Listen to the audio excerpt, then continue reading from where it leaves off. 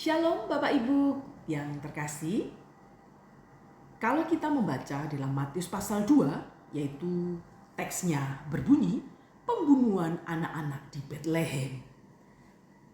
Perikop ini tidak akan dijadikan tema Natal bagi banyak gereja tentunya. Gereja seringkali didengung-dengungkan sukacita Natal, begitu ya Bapak Ibu Saudaraku. Tetapi hari ini kita akan berbicara tentang pembunuhan anak-anak di Betlehem. Ketika Herodes tahu, Matius pasal 2 ayat 16 sampai 18, bahwa ia telah diperdaya oleh orang-orang Majus dan ia sangat marah, lalu ia menyuruh membunuh semua anak di Betlehem dan di sekitarnya, yaitu anak-anak yang berumur 2 tahun ke bawah sesuai dengan waktu yang dapat diketahuinya dari orang Majus itu.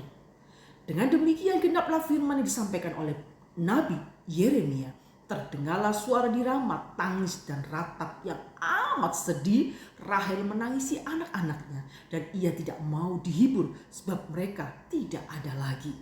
Bapak Ibu Saudaraku, mungkin di benak kita selalu berpikir suasana Natal, suasana yang heboh begitu ya. Sibuk dengan ornamen-ornamen Natal, sibuk dengan latihan dan sebagainya, membeli baju Natal, hiburan-hiburan Natal. Tetapi Anda harus ingat, pada saat itu ada suatu peristiwa, yaitu pembunuhan anak-anak di Betlehem. Herodes merasa sangat geram, sangat marah saat tahu kalau diperdaya oleh orang Majus. Maka dia membunuh semua bayi yang ada di Betlehem yang sekitar usia 2 tahun ya Bapak Ibu ya.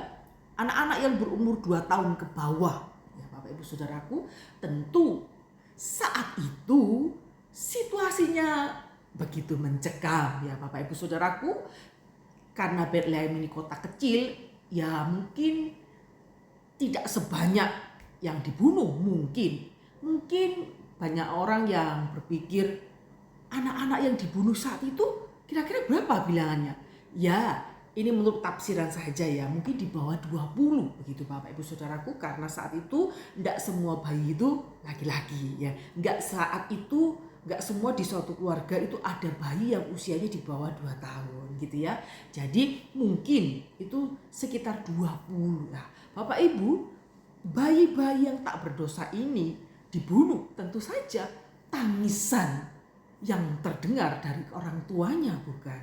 Jadi suasana Natal tidak harus dengan sukacita. Terkadang ada duka citanya. Saat malaikat datang kepada Yusuf dan Maria, pindahlah ke sana. Otomatis suasananya begitu mencekam Bapak Ibu Saudaraku. Saat itu begitu mendebarkan. Ya Bapak Ibu Saudaraku, kalau Anda hari ini sedang bersedih di suasana Natal, hatinya sangat murung, Anda tidak sendiri. Pada saat itu orang tua Yesus juga mengalami kesulitan ya Bapak Ibu, karena dikejar-kejar Herodes. Bapak Ibu Saudaraku, hidup itu tidak selamanya indah bukan? Tapi percayalah bahwa apapun yang terjadi, Tuhan beserta dengan kita. Ingat Bapak Ibu Saudaraku, Yesus di dalam perjalanannya selama ada di dunia ini juga mengalami banyak penderitaan. Sekarang kita pengikutnya kalau merayakan Natal selalu hingar-bingar ya, selalu dengan megah begitu ya, uangnya dibiarkan tergelontor banyak, dananya hanya untuk dana Natal gitu ya. Ya nggak apa-apa sih Bapak Ibu Saudaraku, tetapi yang perlu kita ingat bahwa Natal bukan identik dengan hura-hura. Natal itu adalah menyambut kelahiran Sang Juru Selamat. Kita memperingati kelahiran Sang Juru Selamat itu. Jadi tidak harus mahal ya. Tidak harus mahal Bapak Ibu Saudaraku. Kalau Anda menyambut Natal hanya jasmani saja, Anda menjadi orang yang tidak mengalami sukacita yang besar. Tapi saat Anda menyiapkan hati ini untuk menyambut Sang Pencipta yang mau lahir untuk kita yang kelak nantinya kita ini harusnya selalu bersyukur dan mengingat karya Kristus di kayu salib yang membuat kita sampai hari ini menjadi anak-anaknya. Jadi suasana Natal yang hari-hari ini mungkin kalau Anda kaya, Anda bisa berbagi dengan yang tidak mampu.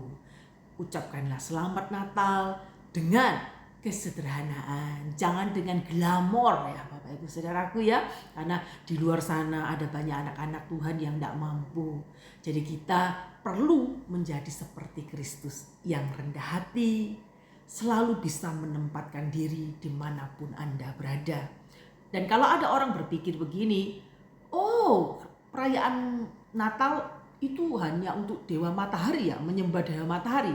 Anda keliru ya Bapak Ibu ya. Sebelum ada penyembahan Dewa Matahari, kekristenan sudah mengadakan perayaan Natal jauh sebelumnya. Jadi hal-hal yang membuat seakan-akan informasinya tidak sesuai, abaikan saja ya Bapak Ibu Saudaraku. Saya ucapkan selamat Natal, menyambut dan menyongsong tahun 2025.